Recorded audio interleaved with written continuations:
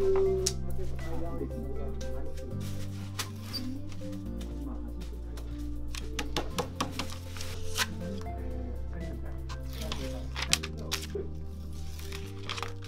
前より全然私からもいやなんか私の同じ病院に行ったら新しい方に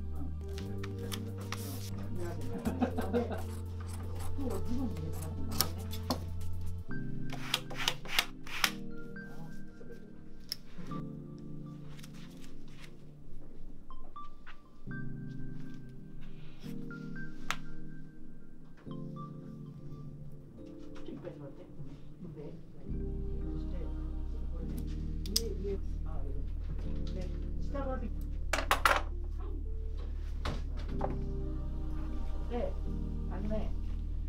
決定したのは、まあ、英語でも言うと、海内というのは、だから足がこうなってる。これを、このね、こっちも伸びる。こっちは、ストレッチ。で、痛い。これがまず一つ。で、膝を多分曲げたい。で、ここが痛い。場所。これで、体だけ取ってきます。通る、ここの、まず、表面、これ痛い、めちゃくちゃ痛いんだけど、要は、これやったときに、まず、インマークがバッシュ。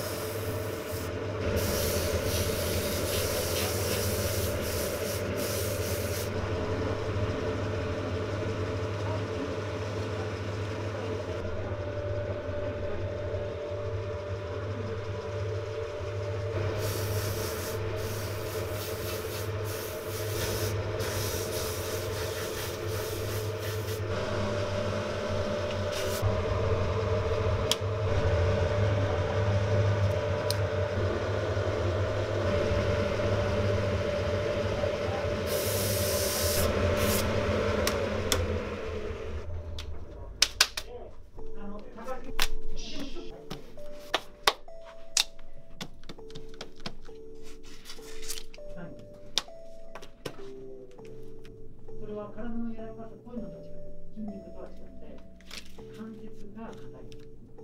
構造的に関節が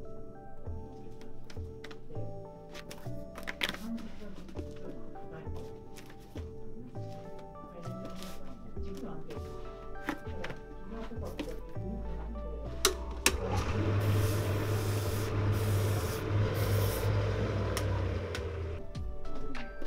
て、これ間違いない。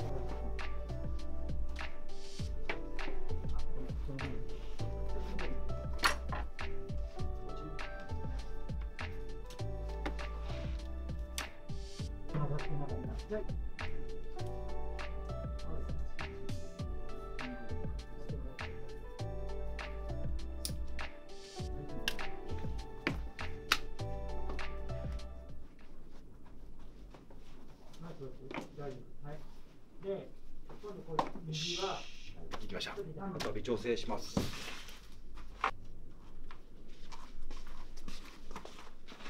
待たせしました。